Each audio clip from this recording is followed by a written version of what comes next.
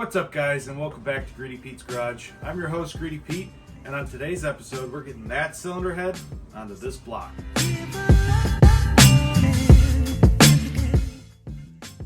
So we're going to be installing our pre-chamber balls, for lack of a better term. I'm pretty sure that's actually what they're called, but basically, I took the old guys here, let's see if I can get that focused, and knocked those out of this hole right here, and this is your glow plug hole, and we are replacing it with Eli's Workshop 718 Inconel pre-chamber balls. As you can see, they're much bigger. This is the guy that she told you not to worry about. The purpose of upgrading to these is these old pre-chambers are known to fail, and basically what happens is they melt and then they fall into the tip of the injection, or fall into the tip of the pre-chamber nozzle. There we go. And what happens is there's so much heat that the tip actually melts off, and then this guy falls in and completely destroys the top of your piston and most likely your valves. It's just overall not a good day. So these guys here are a little bit beefier and they hold up to the heat a bit better when you're running a higher performance setup. So quite frankly, I would upgrade these even on a stock engine just for peace of mind, because they're fairly cheap, and for how expensive these engines are and they're hard to find in the US, it's kind of worth the upgrade. I've already installed 3 of them. As you can see here, we got the new pre-chamber balls installed. They're kind of hard to install, just in the sense of you got to put a lot of force into smacking these guys in. I bought these a long time ago. I know that Eli has maybe improved the manufacturing method on these. I think these ones were originally made on a manual mill. They might have been made on a CNC, I don't know. But I know that the ones that he's currently selling are made on a CNC lathe. So shout out to Eli's Workshop. He's got a YouTube channel. I don't know if you could reach, if you want to purchase these, you maybe be able to get a hold of him through that YouTube channel, or I know he's on the Facebook groups, OM606 Super Turbo page, and yeah, get a hold of them. It's a great upgrade for your OM606. Fairly simple install. You got your cutout. So basically, when the fuel is coming into your pre-chamber, so your injector is sitting right about there, and the fuel gets sprayed down, hits the top of the pre-chamber ball and helps disperse it and atomize through the rest of your pre-chamber. So when you're installing these, you got to make sure that this indentation is facing down. So when you're installing it, you're going to be going just like this, and this line has to be parallel with the body of your pre-chamber, because it needs that little 15-degree angle, as he states in his instructions. So there's his instructions. Fairly simple.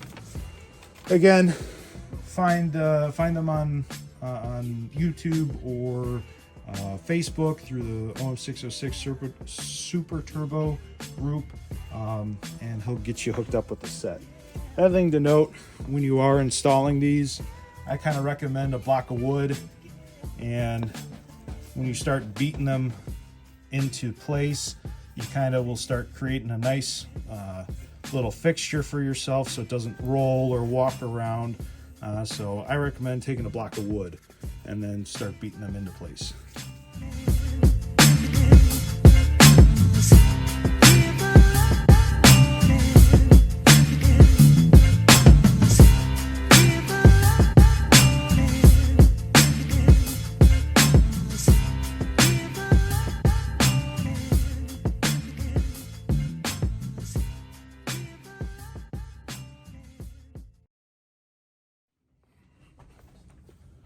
So we're installing our pre-chambers now with the new pre-chamber balls. Just take a little bit of engine oil, line the whole, coat the whole body of it, and then we're going to do the same on the bore. Just a light coating. Make sure everything lines up nicely. One thing to note is to make sure that you have your tang located properly in the cylinder head, because there is a little notch that this has to slide into so it doesn't rotate. And we just take it in, line that up by eye, sit down a little bit, make sure it's seated correctly. And then I've got a big piece of brass, and I just take this guy and just tap him in slowly.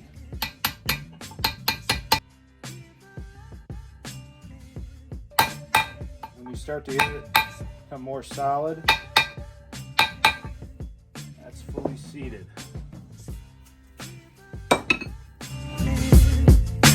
One thing to note that I'm going to measure is basically you've got a pre-chamber projection specification, and I want to say that it's 3.2 to 3.7 millimeters from the deck of the head.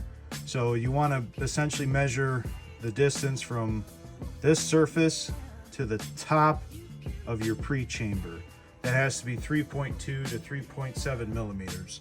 I already double checked it on cylinder 1, the first one that I put on.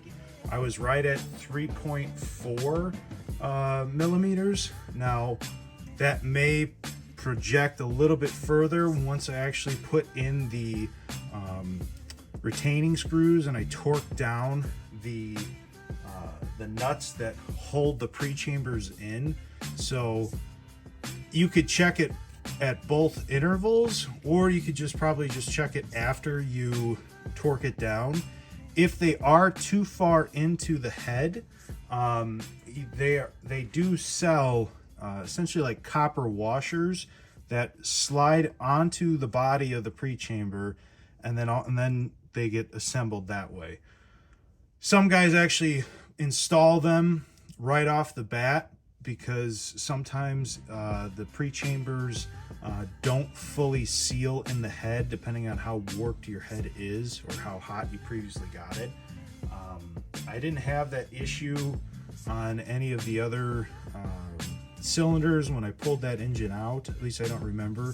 There may have been some leakage on cylinder 6, but yeah, that's one thing to note when you are assembling it, that they do sell those copper washers if your pre-chamber projection is too far into the chamber. Should have probably recorded me actually tapping these guys in, but here's those pre-chambers installed. I got the little, got everything lined up with the little tang. This is to make sure that the pre-chambers don't rotate, as well as aligns your glow plug hole into your pre-chamber, because there's another larger hole on your pre-chamber that the glow plug slides into.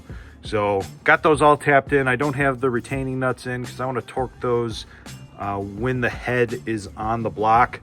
Again, you should probably torque them down first while the head's off, and then measure your projection distance, but I'm not close to that 3.7 millimeter projection distance, so I'm not worried about it.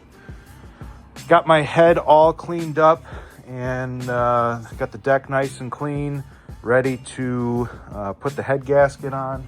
We are running a Phoebe Bilstein, or excuse me, an L-ring head gasket. Let's see, I believe this is the 1.65 mil. Actually, I got the instructions right here. Yeah, 1.65 mil. So the standard head gasket is 1.65 millimeters thick. Depending on how much you have to deck your block, they also sell a 1.85 mil thick head gasket.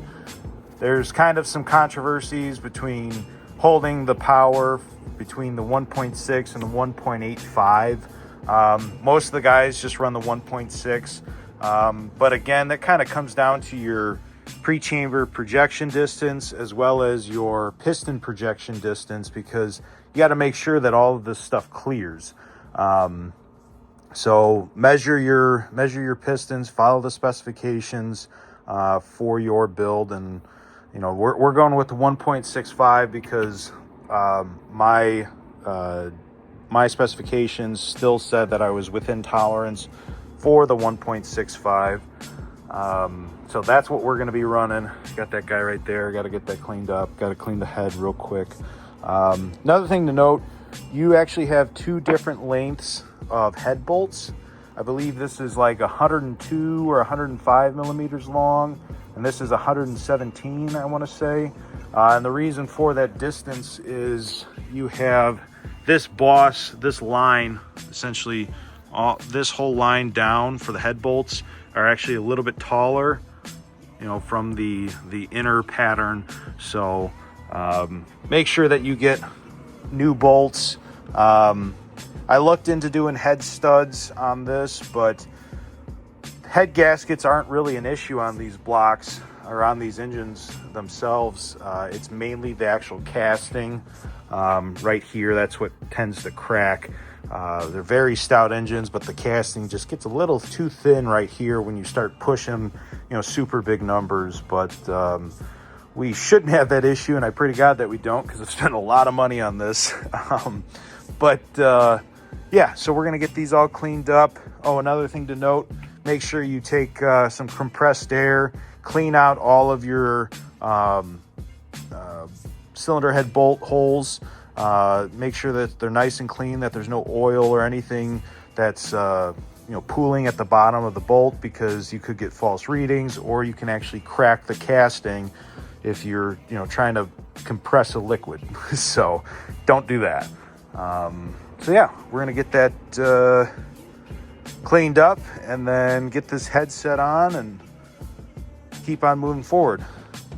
One other thing to note is I'm gonna try to leave the upper chain guide in the head with the chain already guided through. We'll see how that goes. I think we'll be okay. It does get kind of tight right up in this area because you have to put a pin through this hole and this hole. So hopefully that goes smoothly. If not, we'll try it a different way.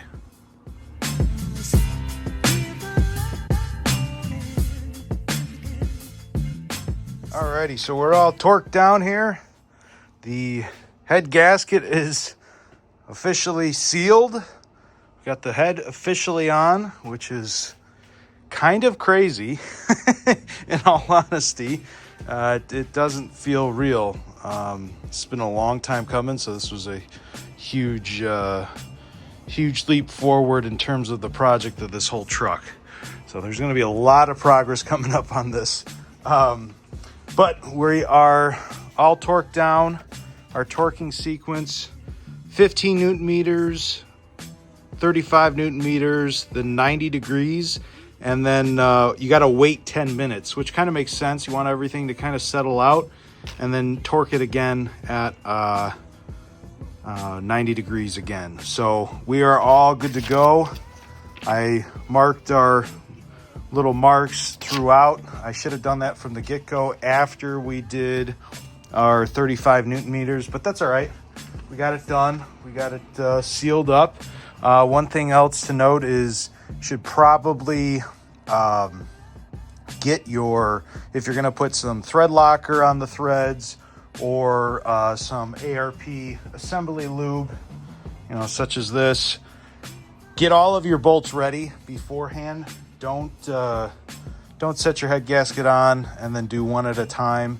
I did put a tiny bit of silicone right at the front part here. The reason for that is because this gasket, or the cylinder head, the head goes completely forward. So if you don't put a little bit of silicone right here at the front half, on top of the front cover here, you may have a chance of it leaking I think mine may have been leaking just a little bit based on the condition of all the accessories and whatnot. So put on a little bit of silicone on the front half and then put in your bolts. That's why I got the old unfinished filter housing on our pretty painted engine. So yeah, we got that on. I feel really good about it.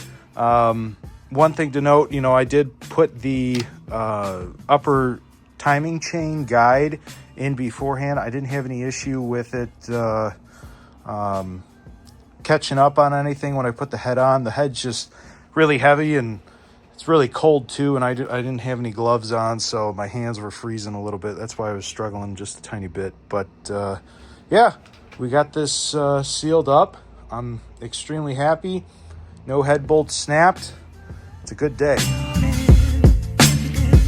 Alrighty, we just got our pre-chamber collars torqued down to 135 Newton meters.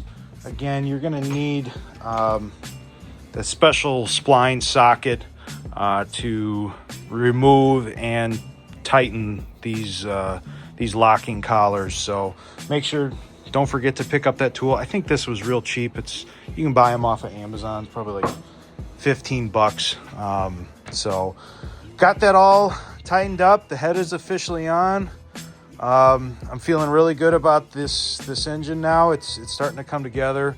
We've got our on our next video we'll be installing all the camshafts and the timings, and then we'll be going over some of the issues that I've had with the lifters. So I'll give you that info and what I've come across. So don't forget to like, comment, and subscribe.